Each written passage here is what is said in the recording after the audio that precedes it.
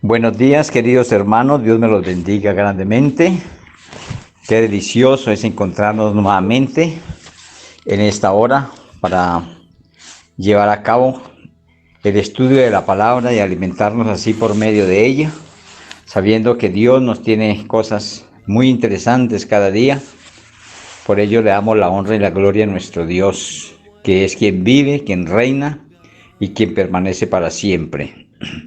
Espero que hayan tenido un descanso y un sueño muy especial en la noche anterior y que hoy le demos gracias a Dios por todo este cuidado que tiene para con nosotros y agradecerle también que nos esté cuidando en medio de esta situación pandémica y que nos tenga con completa salud, no solamente a nosotros, sino también a todos aquellos que forman nuestra familia, que conforman la familia nuestra, tanto espiritual como por medio de nuestros padres, o sea, familia en la carne. Dios mío, te doy muchas gracias por este nuevo día.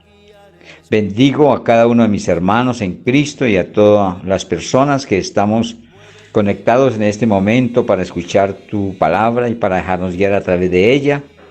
Ayúdanos, Señor, que este conocimiento que tenemos a través de tu palabra, que es para salvación y vida eterna, lo podamos compartir con otros que también anhelarán, como nosotros, tener esa esperanza viva de salvación, amado Rey.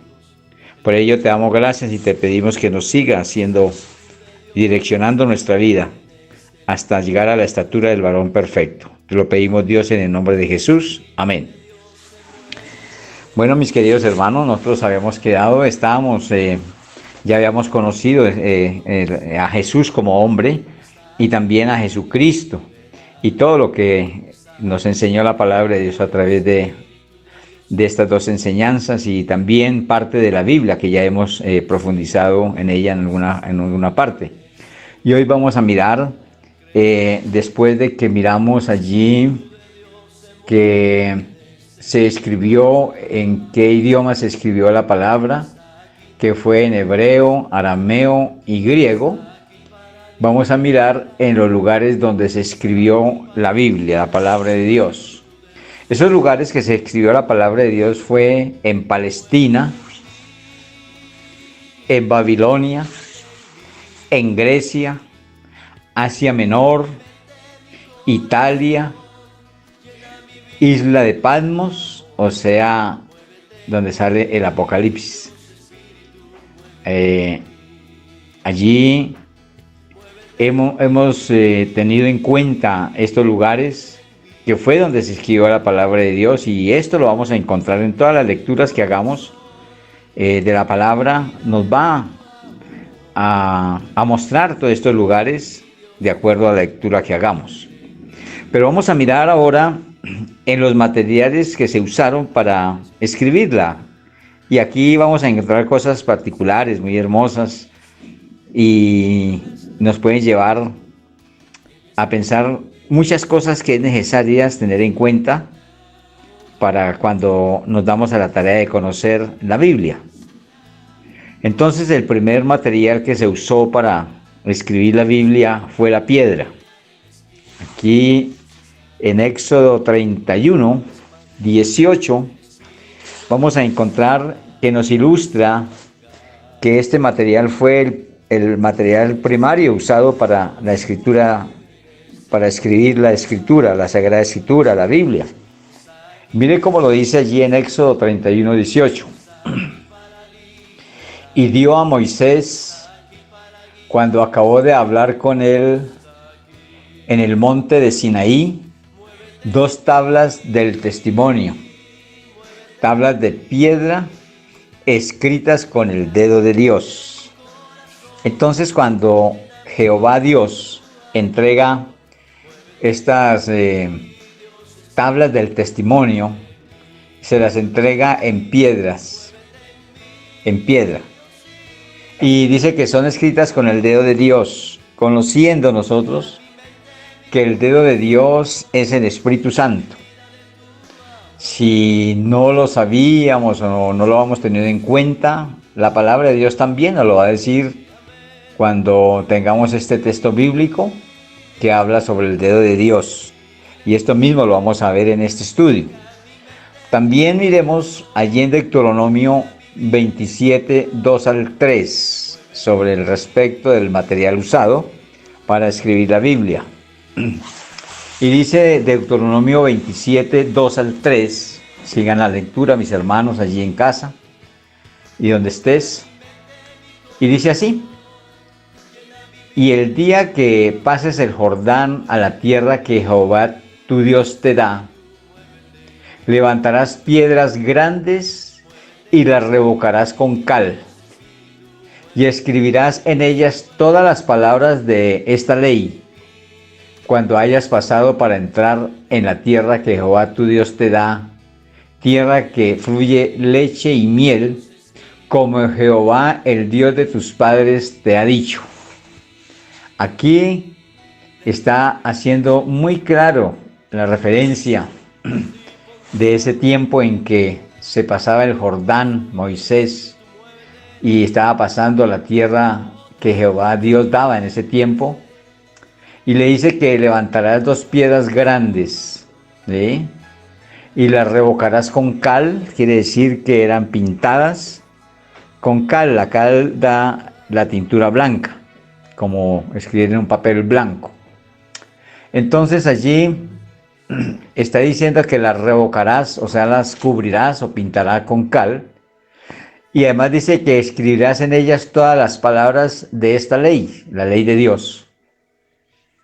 Y esto lo hará cuando haya pasado para entrar a la tierra que Jehová tu Dios te da, tierra que fluye leche y miel, como Jehová Dios de tus padres te ha dicho, o sea, esa tierra prometida. Quiere decir que la palabra de Dios, la Biblia, fue escrita primeramente ¿en qué? En piedra. Y ahora vamos a mirar que se usaron otros materiales, por ejemplo, el cuero. Y el cuero, en cuero fueron escritos los rollos. Por ejemplo, el rollo tan famoso que es de Isaías y que se encontró en la cueva eso lo encontraron en el monasterio, en el monasterio de Qumran, en una cueva del monasterio de Qumran. Y esto queda a orillas del Mar Muerto. Y tenía una longitud de 6 metros 40 centímetros. Imagínese usted de qué estamos hablando, de un rollo. 6 metros es el ancho de una casa, común y corriente de casas de hoy. En cualquier cuadra o calle que usted pase, la mayor parte de las casas tienen 6 metros de ancho. Unas tienen 6,10, 6,20, 6,5, pero es en términos general 6 metros. Entonces, lo ancho de una casa, que es 640 metros, se encuentra en el Museo de Jerusalén. Dice el ancho, no dice el largo, porque es de acuerdo a lo que está escrito allí. Entonces, ese rollo de Isaías se encuentra todavía en ese museo en Jerusalén. Y ese era escrito en cuero. Luego del cuero se pasó a un material que se llama papiro, y yo creo que ustedes han escuchado mucho sobre estos papiros. Y hace un poquito de tiempo, relativamente, llegó unos materiales que venían en papiro, unas fotografías, y que tenían las escrituras como en columna, no como nosotros escribimos así horizontalmente, sino en columna, o sea, verticalmente. Y había unas pirámides, habían unos como tipo de caras indígenas y otras cosas, y que decían que eran papiros. Bueno, ellos llaman papiros esto. Y aquí vamos a encontrar que es un papiro de la época de Cristo. Entonces el papiro en el tiempo de Cristo es una especie de caña que crecía en el Nilo, o sea, en el rey Nilo. Crecía una especie de caña. Y de allí sacaban el papiro.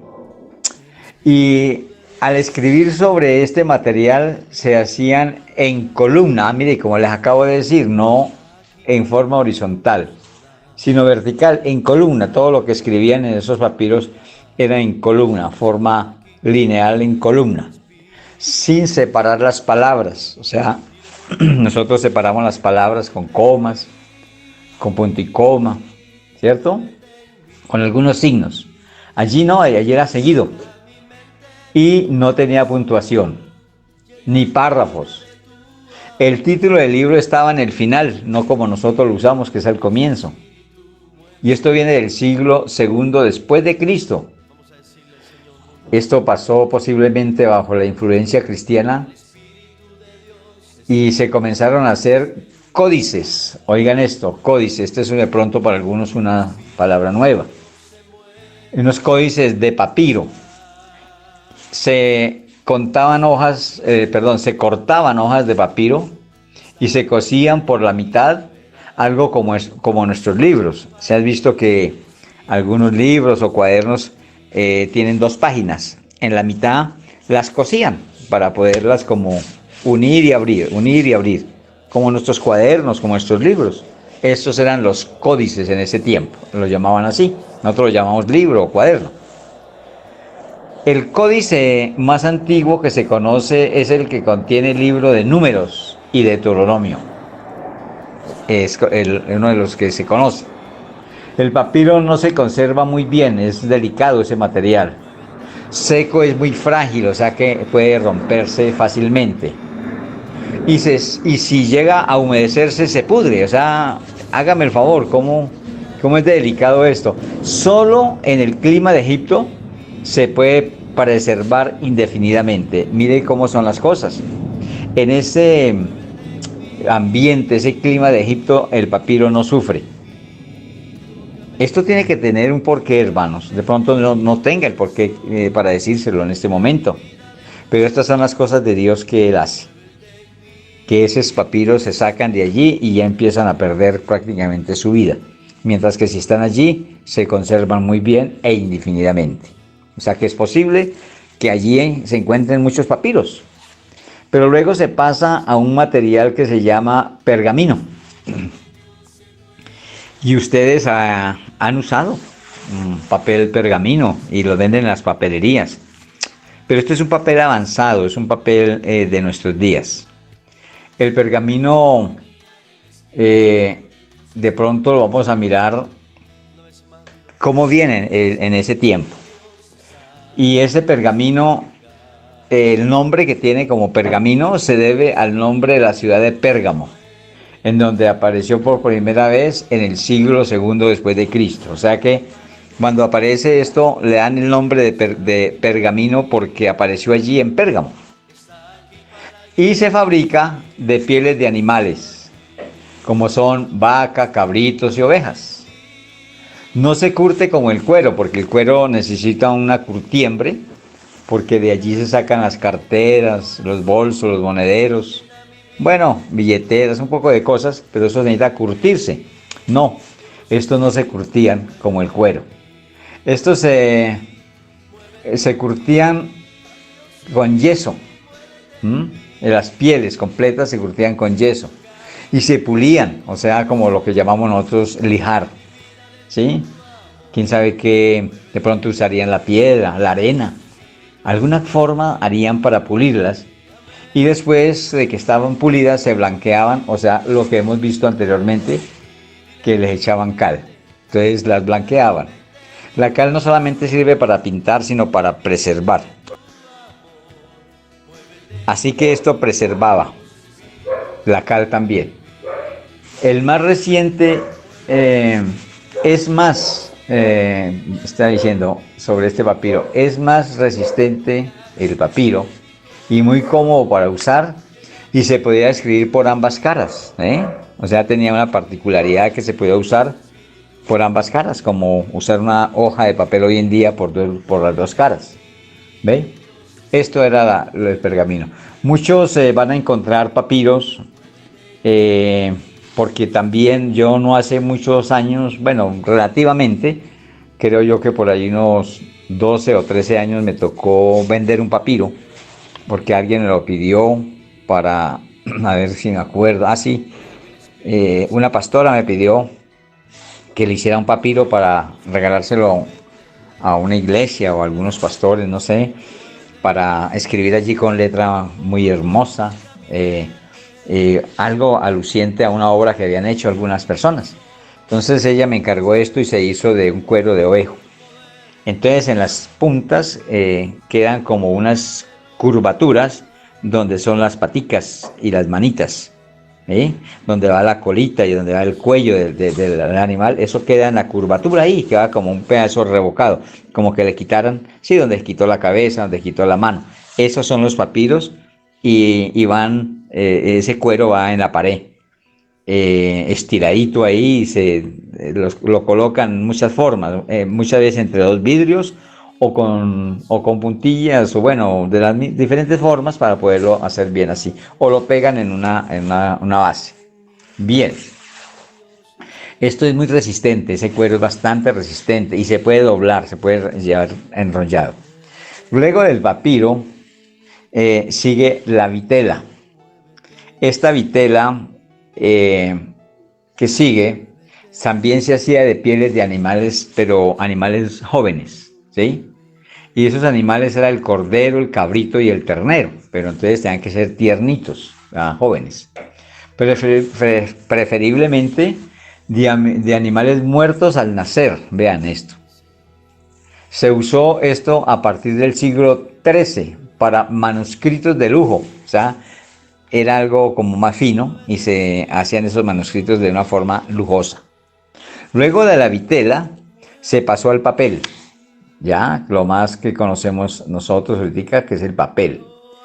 Y esto fue inventado en China, el papel fue inventado en China, a comienzos del periodo cristiano, y se introdujo en Europa en el siglo VIII, pero poco se usó hasta el descubrimiento de la imprenta. O sea, estaba hecho el papel, pero no tenía un buen uso ni se podía utilizar hasta que no se inventó la imprenta. Mire cómo la misma palabra de Dios nos lleva a conocer cosas que nos sirven como cultura general. Bien, hasta ahí vamos a mirar sobre esos materiales en que se usó para la escritura de la Biblia. Ahora vamos a mirar sobre las versiones importantes o traducciones de la Biblia. Usted se encuentra con muchas versiones o traducciones de la Biblia. Por ejemplo, cuando nosotros estamos en el templo, leíamos la palabra de Dios y le decíamos a la hermanita, al hermanito, siga leyendo o léanos en tal parte, y todos quedaban como, ve, pero ¿por qué está leyendo diferente? Pues está leyendo la misma palabra de Dios. Lo que pasa es que la leía, nosotros estábamos leyendo la versión Reina Valera. Y ella de pronto estaba leyendo en la versión internacional, o en la de la Biblia Dios habla hoy, o en muchas versiones que se encuentran actualmente. Entonces, ¿qué se está leyendo allí? Pues la misma palabra de Dios, ¿sí? Lo que pasa es que está en otra versión. De esta versión la puede hablar más claro que la otra, o decir unas palabras que dicen lo mismo, pero se escriben diferente para decir lo mismo. Entonces, son habladas o escritas con un vocablo en sinónimos. Entonces, tenemos una palabra que dice, por ejemplo, algo quiere decir, por ejemplo, amor, y en otra dice afecto, ¿sí? O benevolencia, que es también acercamiento hacia el afecto. Y así sucesivamente. Entonces no quiere decir que esté escribiendo otra cosa. Lo mismo, pero con otras palabras. Esto se llama otra versión. Entre las versiones importantes o traducciones de la Biblia, encontramos la Septuaginta. Septuaginta. Se llama así porque fue realizada por 70 ancianos de Israel en Alejandría. Recuerda que ya hemos tocado este tema antes, cuando estábamos en otra enseñanza, en el día de ayer. Entre el siglo III y el primero antes de Cristo. Entonces está hablando aquí de una versión llamada la Septuaginta. Pero nos hace referencia así en las más importantes, como estamos viendo algunas de las más importantes, no vamos a ver todas tampoco, que son bastantes. Entonces está también la Vulgata, y esta fue hecha en latín por Jerónimo en el siglo IV después de Cristo.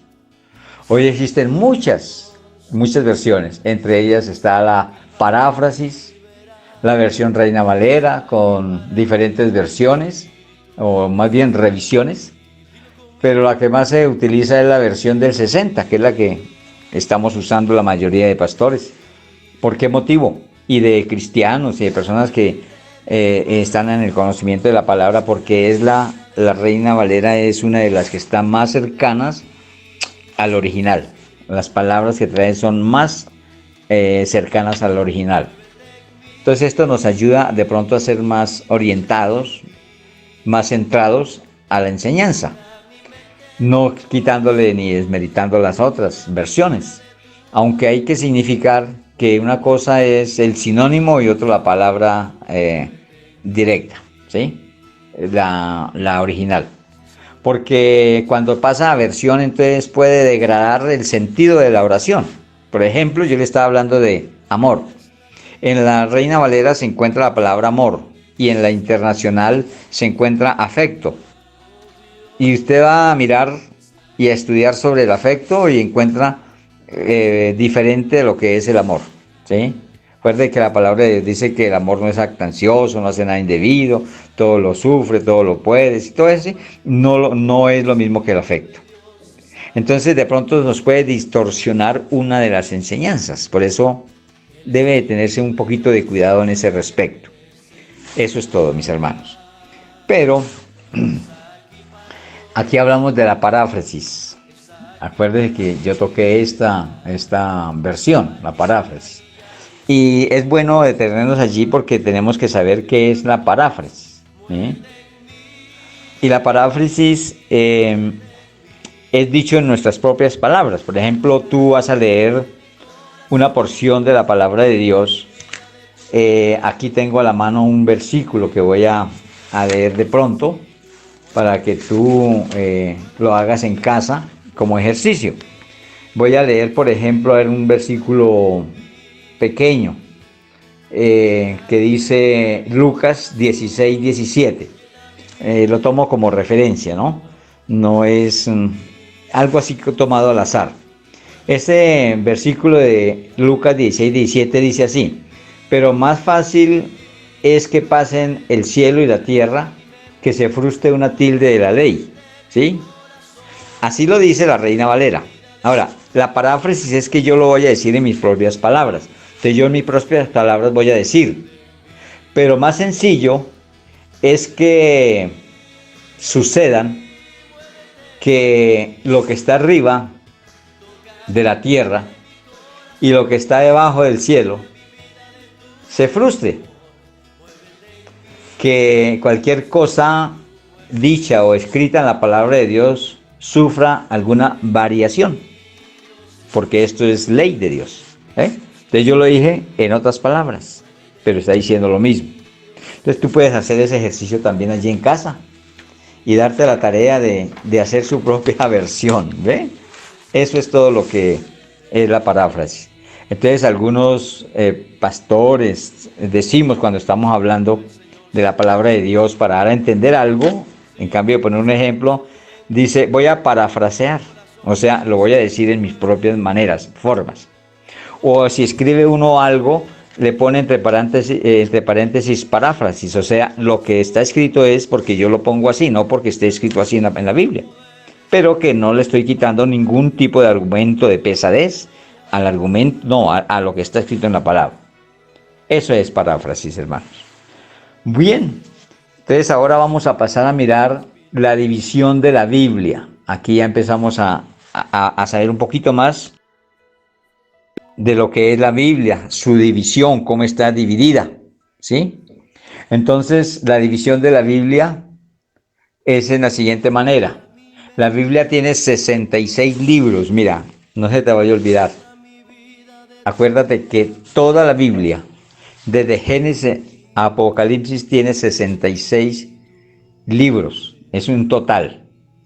Y fue escrita en 1600 años aproximadamente, se llevó todo ese tiempo para ser escrita.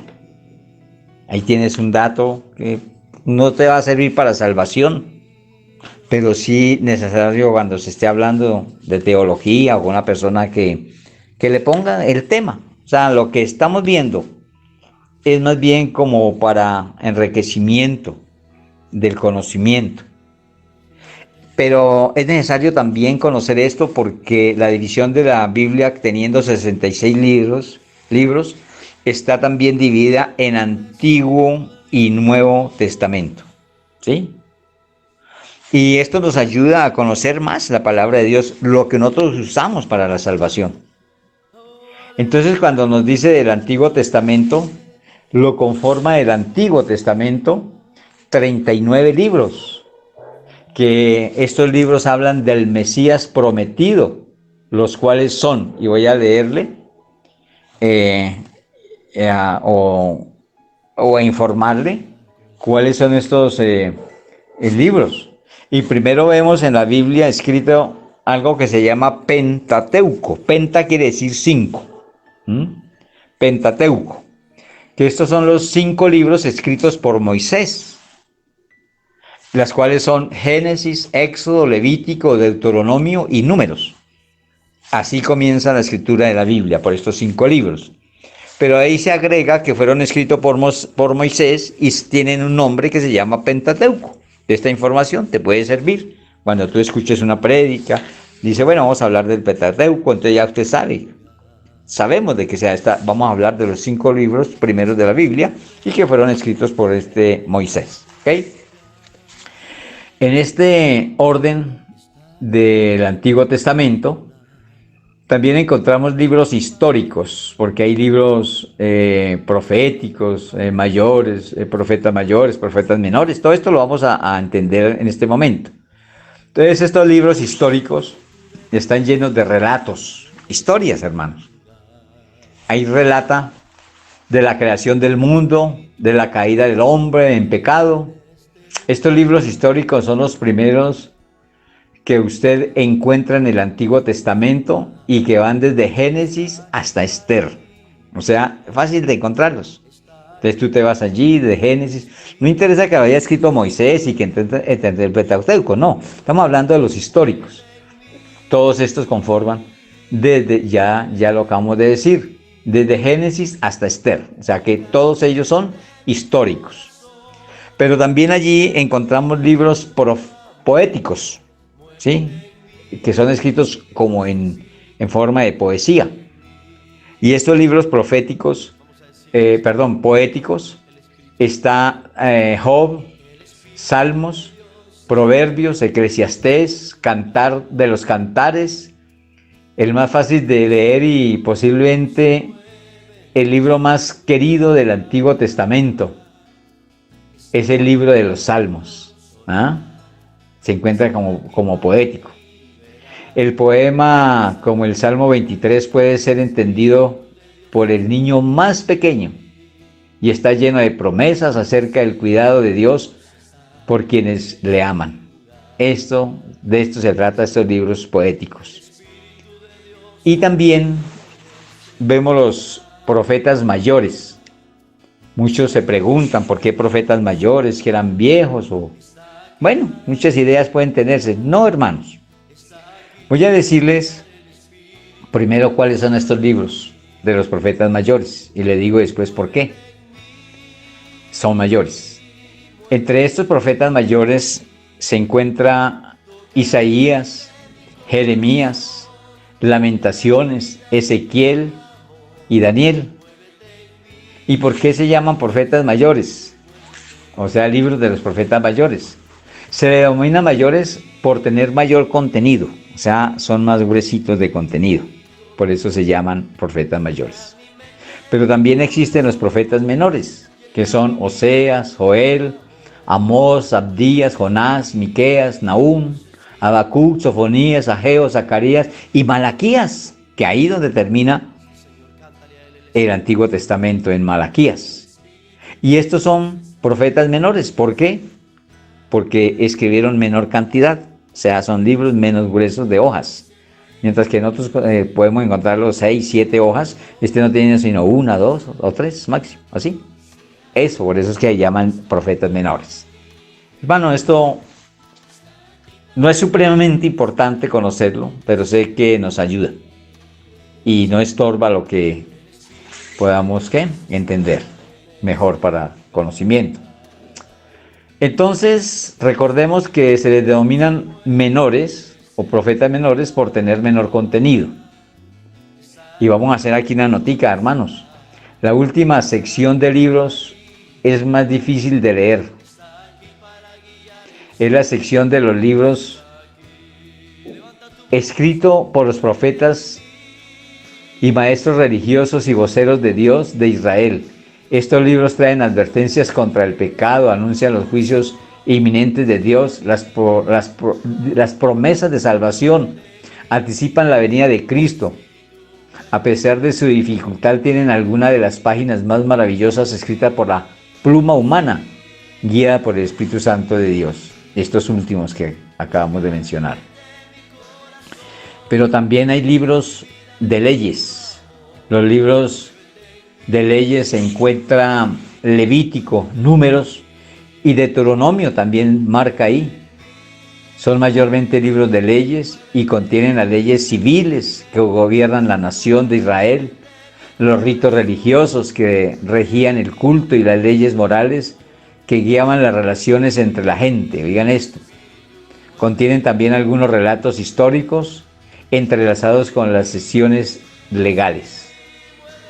Entonces, de todas maneras, no digamos que es perdido el tener esta enseñanza, porque nos ayudan a mirar sobre estos libros, tener un poquito más de entendimiento sobre lo que estamos leyendo. Así que, mis hermanos, vamos a pasar a mirar el Nuevo Testamento. El Nuevo Testamento lo conforman 27 libros que hablan de Jesús manifestado, ¿sí? Ya aquí la manifestación, la venida de Jesús. Y en el Evangelio, según son estos libros del Evangelio, Mateo, Marcos, Lucas y Juan. Estos también son llamados históricos y relatan la vida y ministerio de Jesús. Lo que Él hizo, ese ministerio, ese servicio y la vida de Él. Recuerden que no hay sino un solo evangelio, ¿cierto? Pero aquí nombra a los 4 evangelistas y apóstoles: Mateo, Marcos, Lucas y Juan. Algunos se preguntarán, pero ¿por qué yo no digo San Mateo o San Lucas o San Marcos o San Juan? Hermanos, porque cuando Jesús llamó a los apóstoles, no los llamó con el nombre, sino solamente con el nombre, no les puso el San, ¿sí? Todo lo que tú encuentres allí como santería viene de la religión católica, porque ellos son santeros. A ellos les gusta mucho la idolatría de los santos. Entonces ellos le pusieron estos nombres. Entonces sigamos mirando que también entre estos libros del Nuevo Testamento hay históricos. Y estos históricos está Hechos, y este libro relata la obra llevada a cabo por los apóstoles con la ayuda del Espíritu Santo y el principio de la iglesia. Esto es lo que tú vas a encontrar allá en este libro histórico. Así que nosotros ya empezamos a mirar qué libro nos sirve para la historia, para mirar la historia de la iglesia. Y así sucesivamente, como los vamos a seguir viendo, entonces ya te vas a dirigir al que te habla de escatología, o sea, del tiempo futuro. O también de doctrina, o doctrinales. Entonces ya no tenemos que buscar mucho, sino que vamos directamente al libro que necesitamos. Retomo la palabra para seguir mirando la división de los libros en el Nuevo Testamento, para seguir con los libros doctrinales, que son los siguientes: Romanos, primera y segunda carta a los Corintios, Gálatas, Efesios, Filipenses, Colosenses, primero y segunda carta a los Tesalonicenses, Hebreos, Santiago, primera y segunda carta de Pedro y Judas. En estos libros se dan instrucciones a las iglesias, se enseña la fe en Jesús y la práctica de la ética cristiana. Para todo hay que tener una ética, yo les he dicho a mis hermanos, y es uno de los temas que estoy considerando para dar a conocer en el futuro, no muy lejos de este día. Pero también hay unos libros personales. Hay unos libros personales en esta división. Y son primera y segunda carta de Timoteo. Entra también allí entre los personales Tito, Filemón, primera y segunda y tercera carta de Juan. Estas cartas o epístolas, porque se puede llamar carta o epístola, que es lo mismo, tratan sobre instrucciones y consejería. Entonces, mira lo importante de tener en cuenta por qué estamos haciendo este estudio. Porque si tú tienes necesidad de hacer una consejería, pues buscas en estos libros que allí te van a ayudar para aconsejar. Porque estos son libros que llevan ese tema, que nos llevan a ese tema. Pero también hay los libros proféticos. ¿Sí? El profético, prácticamente, que es Apocalipsis o libro de revelación. Y también no dejar de pasar que hay más de 1500 manuscritos de la Biblia, y entre estos 1500 escritos de la Biblia están unos que se llaman apócrifos. Entonces los apócrifos, ¿cuáles son esos apócrifos? Entonces vamos a destacar los que están utilizando en la religión católica, que son 7 libros. Estos 7 libros los usan y los acuñaron allí, los pusieron como canon. Pero en la Biblia de nosotros, la que usamos como aparte de la católica prácticamente, no están acuñados, no están en este canon, porque no llegaron al tiempo, no fueron, recuerda que eran probados, no tuvieron el tiempo, no tuvieron la medida para ser parte de la Biblia. Bueno, ellos quisieron tenerlos en cuenta. No quiero decir que sean libros malos, que no tengamos en cuenta. No lo tenemos en cuenta porque no dieron la medida. Entonces, ¿qué pasa? Vamos a mirar cuáles son los libros. Estos libros son los libros no inspirados por el Espíritu Santo. Fueron terminados cuando ya se había cerrado el canon del Antiguo Testamento, 400 años antes de Cristo, por lo cual no fueron incluidos en la Biblia. Estos son, pónganles mucho cuidado cuáles son: Tobías o Tobit, Judith, Sabiduría, Eclesiástico,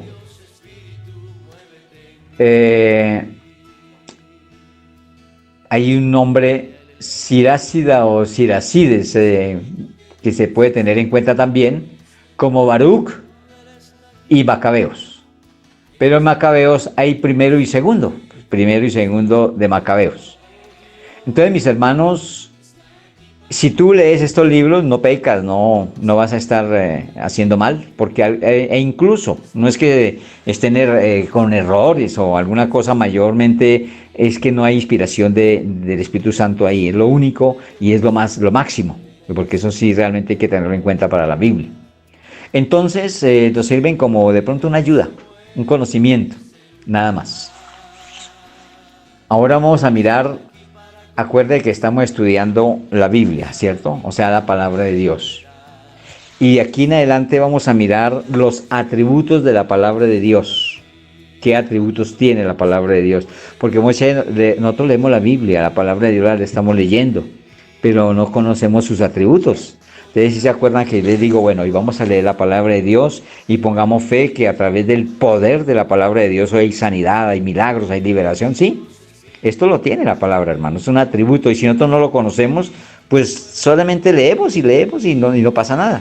Pero si tenemos fe en la palabra de Dios, en el Evangelio que es Jesús y que está aquí en la palabra de Dios, entonces usamos los atributos. Entonces, uno de los atributos, vamos a ver varios atributos de la palabra de Dios. Entonces, uno de los atributos de la palabra de Dios que es eterna. Vea, ya vamos a conocer de que es eterna. ¿Y dónde vamos a mirar esto que es eterna? En el Salmo 119, 89. Váyase allí al Salmo 119, 89. Y vamos a mirar que la palabra de Dios nos instruye sobre que ella misma es eterna. Y dice así: para siempre, oh Jehová, permanece tu palabra en los cielos. Para siempre, oh Jehová. O sea que es eterna. Y mire cómo lo dice Isaías 48. Dice así, esto lo ha leído, muchas veces lo hemos leído. Sécase la hierba, marchítase la flor, mas la palabra de Dios nuestro permanece para siempre. ¿Sí ve? Es eterna. La palabra de Dios va a permanecer para siempre. Por eso también lo dice el Mateo 24:35 de esta manera. El cielo y la tierra pasarán, pero mis palabras no pasarán. ¿Qué me está diciendo allí? Que es eterna. ¿Eh? Qué rico, mis hermanos, que Dios nos permita tener en cuenta toda su palabra en la plenitud total para que nos enseñe. Y aquí ya vimos que esta palabra de Dios es eterna, no pasa, va a ser por siempre. Pero también tiene otro atributo la palabra de Dios, que es espíritu y vida. Así que cuando tú estás leyendo la palabra de Dios, o cualquier persona está leyendo la palabra de Dios, está leyendo espíritu y vida. Por eso es que nos da vida abundante, una vida especial. ¿Ya? Y es espíritu, porque la palabra habla a nuestro espíritu. La palabra de Dios tiene espíritu, hermanos. Es más, es espíritu. Por eso es que uno la entiende. Por eso es que a veces nos reargulle y nos hace sentir o muy bien, muy gozosos, o muy incómodos, porque nos toca la fibra de lo que estamos haciendo mal. Por eso se llama reargüir. Entonces hay que mirar que no le vas a echar la culpa a la palabra de Dios si te hace sentir mal. No, échate la culpa es porque estás mal. Porque la palabra de Dios es para lo que es enviada, toma su efecto. Como es espíritu, pues habla tu espíritu. Y como es vida, pues quiere arreglar o seguir dando vida. Juan 6:63 nos habla de la palabra que es espíritu y vida. Y dice así: el espíritu es el que da vida. La carne para nada aprovecha. Las palabras que yo os he hablado son espíritu y son vida. Eso lo dice Jesús. Entonces está hablando claro que su palabra, lo que él habla, que es su palabra, que no habla otra cosa sino la palabra, es espíritu y son vida. Así que es muy claro, hermanos, si nosotros queremos ganar vida y tener un espíritu, el espíritu afable, el espíritu no de cobardía, sino de amor y dominio propio, pues entonces lo encontramos en la palabra, porque la palabra es ¿qué? Espíritu y vida, y tiene ese atributo. Pero también tiene un atributo que la palabra de Dios es inmutable. ¿Y qué será eso, inmutable? Pues que es inalterable, hermano, no se puede alterar. Por más que le pongan y le quiten, hermano, que por más está prohibido, ¿no? Por la misma palabra de Dios, que dice que cualquiera que le quite o le ponga una tilde, se va a ver en problemas, ¿verdad? Pero así le pongan y le quiten, hermano, la palabra de Dios no puede, no puede ser inalterable. Mateo 5:18 dice así, hermanos: porque de cierto os digo que hasta que pasen el cielo y la tierra, ni una jota ni una tilde pasará de la ley hasta que todo se haya cumplido. O sea que estas pandemias, pestes, terremotos, inundaciones, sequedades, un poco de cosas que han ocurrido son el cumplimiento de la palabra. Por eso hay que ser inteligentes de cómo vamos a andar en ese tiempo de cumplimiento. Mire cómo lo dice Lucas 16:17 sobre la inmutabilidad de la palabra, que es inmutable, o sea, inalterable. Y dice Lucas 16:17: pero más fácil es que pase el cielo y la tierra, que se frustre una tilde de la ley. No tiene frustración, tiene cumplimiento. Vea cómo nos asegura y cómo nos da tranquilidad de saber que la palabra de Dios es única y verdadera, y que así siquiera no la pueden, es inmutable, no la pueden cambiar o quitarle o ponerle. Bueno, que lo hagan, pero no se va a hacer únicamente lo que está escrito. pero hay un atributo que es el máximo atributo, hermanos. Y que la palabra de Dios es verdad. Imagínense eso. Es verdad. Es la voz de Dios, es la palabra de Dios. Por eso nosotros tenemos que decirle a las personas, cree en la palabra de Dios que vamos a leer o que vamos a tener en cuenta para su sanidad o para su milagro o para su necesidad. Si la persona dice, sí, creo en la palabra que es la palabra de Dios, hágale para adelante. Pero si dice, no, yo no creo en la palabra de Dios, pues entonces está haciendo una negación. Así que es mejor recoger la maletica e irnos. Porque ahí no va a acontecer nada, porque hay incredulidad. Porque la palabra es verdad. Y eso sabemos que es verdad. Porque todo lo que se ha ocurrido, lo que se está viviendo, lo que se está efectuando, se está comprobando que está en la palabra de Dios. Y en Efesios 1:13, vamos a mirar allá sobre lo que dice de que la palabra es verdad.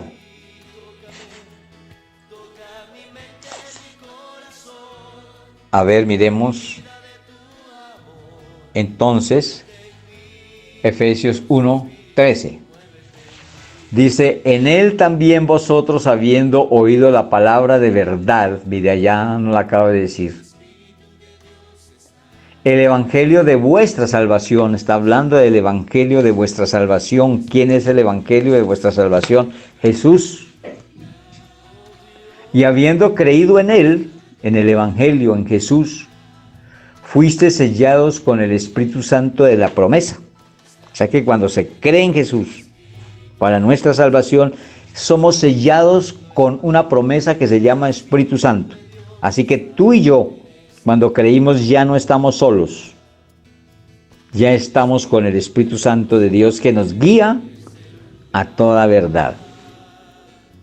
Que nos reconforta, nos anima, nos consuela. Acuérdate que el otro consolador. Bueno, un sinnúmero de cosas que son solamente bendición venida de Dios por medio de su Santo Espíritu. Y en cuanto a la palabra de verdad, lo que es la Biblia como verdad, miremos cómo nos lo enseña en el Evangelio según Juan, en el capítulo 17, 14 al 17. Echémosle un vistazo, allí esta palabra hermosa, porque todo lo que estamos viendo es a través de la Biblia, de la misma palabra, estudiando la palabra en la misma palabra. Qué hermoso, ¿cierto, hermanos? Así que Juan 17, 14 al 17, para hablar de la palabra que es verdad, dice, yo les he dado tu palabra, y el mundo los aborreció, porque no son del mundo, como tampoco yo soy del mundo. No ruego que los quite del mundo, sino que los guardes del mal. No son del mundo, como tampoco yo soy del mundo. Santifícalos en tu verdad. Tu palabra es verdad. Mire cuántas veces está nombrando la palabra como verdad. Y es la misma palabra la que nos está diciendo, la que nos está enseñando. Nosotros por eso no podemos tener ningún tipo de duda en la palabra de Dios. Lo que está escrito, escrito está. Y después de esto no hay ni habrá nada. Esto es lo que a nosotros nos da vida, la palabra. Porque el atributo que tiene la palabra de Dios también es que es vida. Imagínense. Y si tú permaneces leyendo la palabra, cuénteme cómo está tu salud. Cuénteme cómo está de joven cada día más, que no te pasan los años. ¿Por qué? Porque estás leyendo, estás alimentándote de lectura de vida, porque la palabra también es un atributo que es vida. Entonces seamos inteligentes, hermanos, muy inteligentes, porque nosotros decimos, ay, tan rica que es la vida, yo quisiera vivir tantos años. Pues por eso vivían tantos años los anteriores, porque vivían pegados a la palabra. Imagínense, vivían con la palabra, con Jesús, con el evangelio ahí. Ay, hermanos, es como echar algo a la nevera, se conserva. De razón que Juan se apegaba mucho a Jesús, porque es que estaba hallando vida, hasta, nada menos que estaba pegado al evangelio. Así que yo te digo una cosa, hermanos. Entre más nos peguemos al evangelio, entre más estemos en la palabra de Dios, pues qué rico, porque vamos a ganar mucha vida. Vamos a mirar cómo nos lo dice Hebreos 4, 12 al 13, para que hagamos uso de esa vida para nosotros. Mi hermano, déjese aconsejar. Si te sientes debilitado, enfermo, que los años como que están pasándose de una manera de pronto que no le hallas como el orden, déjame decirte y aconsejarte que leas la palabra de Dios. Si tú te acercas al Evangelio, a la palabra de Dios, vas a tener vida. Y no cualquier vida, hermanos. Vida abundante. Abundante en Cristo, hermanos. Y dice así la palabra de Dios en Hebreos 4, 12 al 13, para mirar que la palabra de Dios es vida.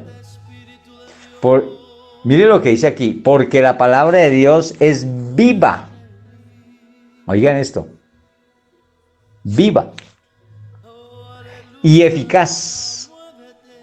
Y más cortante que toda espada de dos filos. Y penetra hasta partir el alma y el espíritu, las coyunturas y los tuétanos. Y discierne los pensamientos y las intenciones del corazón. Y no hay cosa creada que no sea manifestada en su presencia. Antes bien, todas las cosas están desnudas y abiertas a los ojos de aquel a quien tenemos que dar cuenta. Entonces, fijémonos, la palabra es viva, hermanos, no está muerta. Por eso nos da vida a nosotros. Sigamos buscando esa vida en la palabra viva, en la palabra que nos ofrece Dios. Pero vamos a mirar y detenernos un poquito aquí, hermanos, qué hace la palabra de Dios en el hombre.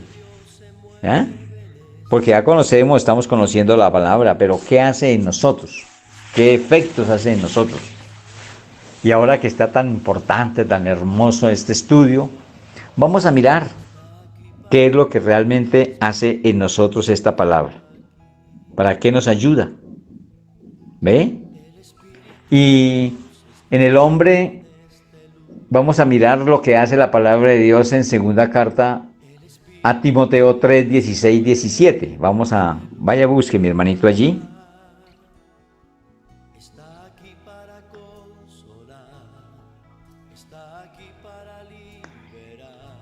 Ya te dije, segunda carta a Timoteo 3, 16 al 17. 3, 16 al 17. Bueno, leámoslo entonces. Dice así: toda la escritura es inspirada por Dios y útil para enseñar, para redarguir, para corregir, para instruir en justicia, a fin de que el hombre de Dios sea perfecto, enteramente preparado para toda buena obra.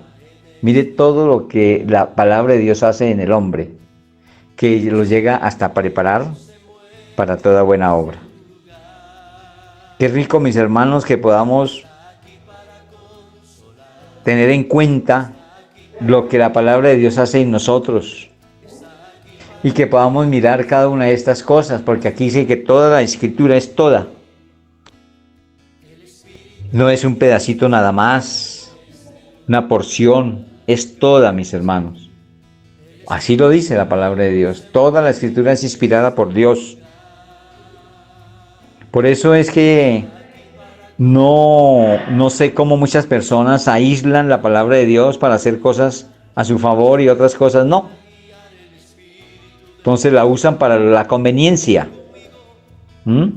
Ajustan la palabra de Dios a sus vidas, pero no se quieren ajustar a la palabra de Dios, que sus vidas se ajusten a la palabra de Dios. Y es cuando encontramos errores. Y es cuando encontramos que hay faltantes, infidelidades. No entremos en ese tema, pero sigamos mirando que la palabra de Dios toda es inspirada por Dios y útil para enseñar, y hoy la estamos utilizando para ello. Para redarguir, porque muchas veces nos confronta de que estamos haciendo mal. Para corregir, porque algunos damos cuenta que si estamos mal, corregimos ese camino.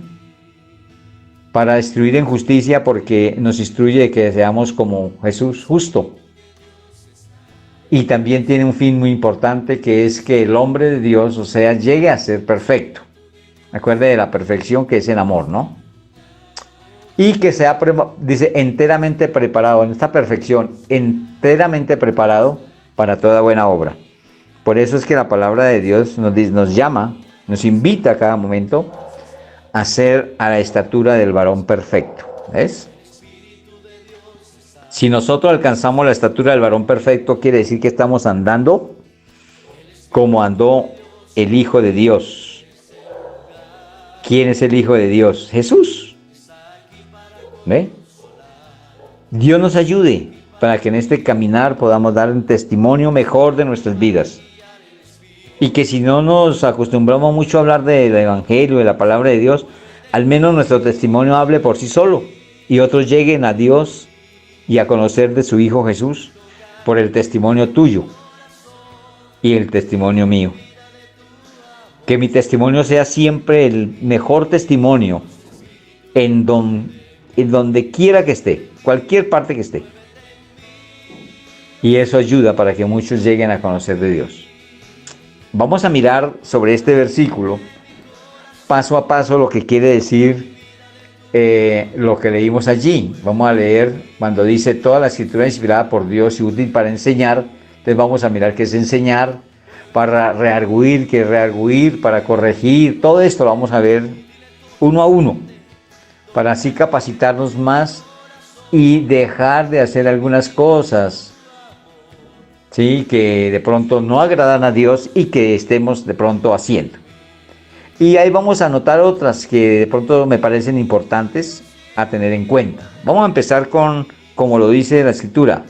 Comenzó diciendo, útil para enseñar. ¿Y qué será enseñar? Enseñar es dar a conocer, dar conocimiento, como el conocimiento que se está adquiriendo cada día más a través de la palabra de Dios, y que es el ejercicio que estamos haciendo y que seguiremos haciendo, porque Dios quiere que sigamos estudiando la palabra de Dios. Pero también encontramos la palabra rearguir, que esta palabra es amonestar o confrontar. A veces se siente amonestado por la palabra de Dios, y no es que lo esté haciendo el pastor o la persona que esté leyendo la palabra, no, es directamente la palabra quien te amonesta o te confronta. Confrontar es saber cómo es que está delante de mí, dice Dios. Pero sirve para corregir. ¿Qué será corregir, hermano? Corregir es enmendar lo errado. Pero también, como nuestro español con una sola palabra se dicen tantas cosas, ¿sabe qué es corregir también? Castigar. ¿Ve? Pero aquí nos está diciendo más que todo, en el conocimiento de esta palabra, sacar del error. Y le doy gracias a Dios porque eso está haciendo la palabra de Dios hoy y ha venido haciendo a través de todo el conocimiento que Dios nos permite en su palabra. Pero también nos dice instruir, que instruir es capacitar, o sea, un poquito más allá del conocimiento, capacitar. Hoy los servidores de la Iglesia Cristiana de Cundinamarca han sido capacitados para lo que están ejerciendo. Están los miembros de la Junta capacitados y que están haciendo una labor y trabajo para Dios. Pero han sido capacitados y yo no les he mandado ningún curso a ningún lado. Yo mismo he tomado la tarea de ir a la palabra de Dios para que sea ella la que nos capacite. ¿Ve? Y ellos están haciendo su labor, su tarea, porque hay unción del Espíritu Santo y los capacita por medio del Espíritu Santo para desempeñar toda labor y tarea, como la que yo estoy desempeñando en este momento. Dios me ha capacitado y me ha ungido para poder hacer esta labor. De lo contrario, no podría yo hacerlo. Entonces, ¿qué es instruir? Capacitar, impartir conocimiento, estructurar o formar. Una cosa es formar. Cuando hay una persona formada a través de la palabra de Dios, créame que es un lujo de persona, porque tiene formación a través de la palabra. Pero también agregamos a estas palabras que estamos estudiando la palabra exhortar, exhortar, que muchos la confunden cuando dicen, uy, me exhortó, o uy, me va a exhortar, o lo está exhortando. Entonces dicen, uy, entonces lo está regañando y duro. No, hermanos, está equivocado. La palabra exhortar es inducir a uno con razones o ruegos a que haga o deje de hacer alguna cosa. En una palabra, exhortar es animar. Entonces, cuando escuchen la palabra exhortar, es que quiere decir que los anima a algo. Entonces yo puedo decirles, mis hermanos, los exhorto hoy a que leamos la palabra de Dios. ¿Qué estoy diciendo? Los animo para que leamos la palabra de Dios. Los animo para que oremos. Entonces los exhorto para que oremos. Esa es la palabra exhortar. Pero también la palabra de Dios consuela. ¿Y qué es esto de consolar? Aliviar. Alivia. Porque hay veces que está uno atribulado, angustiado, con pesadez, como con tristeza, a punto de llorar. Y lea la palabra de Dios, y la palabra de Dios, ¿qué hace? Alivia, o sea, nos consuela. Eso hace la palabra de Dios. Tiene tantos atributos, pero también manda. ¿Qué es la palabra manda? Oferta o promesa de hacer algo. Donación o legado que se hace en testamento. Y la palabra de Dios está llena de mandamientos para que los hagamos. Así que tenemos, mis hermanos, que entender cada una de estas palabritas, ¿eh? No se olvide, su finalidad es hacer del hombre de Dios un varón, ¿qué? Perfecto. Esto es lo que quiere la palabra de Dios. Por eso lo leímos y volvámoslo a leer en la segunda carta a Timoteo 3, 16, 17. Porque no podemos dejarlo pasar así después de haber estudiado cada palabra. Y dice que toda la escritura es inspirada por Dios y útil para enseñar, para redarguir, para corregir, para instruir en justicia, a fin de que el hombre de Dios sea perfecto, enteramente preparado para toda buena obra. ¿Ah? Qué rico, hermanos. Ahora, pues vamos a dejar acá por este día. Pero ya el sábado vamos a mirar nuevamente las palabras que hemos visto en esta oración, en este versículo, de enseñar, de redarguir, todo esto, y lo vamos a ver paso a paso, pero sustentado con la palabra de Dios. Así que, mis hermanos, yo los dejo y pido al Señor que me los guarde, me los proteja, me los ayude y me les dé cada día más entendimiento para con la palabra. Bendice, Señor, a tus hijos, bendice, Señor, a este ejército de Dios. Bendice, mi amado Rey, a cada uno de estos que quieren cada día corregir y aprender a través de tu palabra hasta llegar a ese varón perfecto. Te alabo, mi Dios, y te doy honra y gloria por los siglos de los siglos. Amén.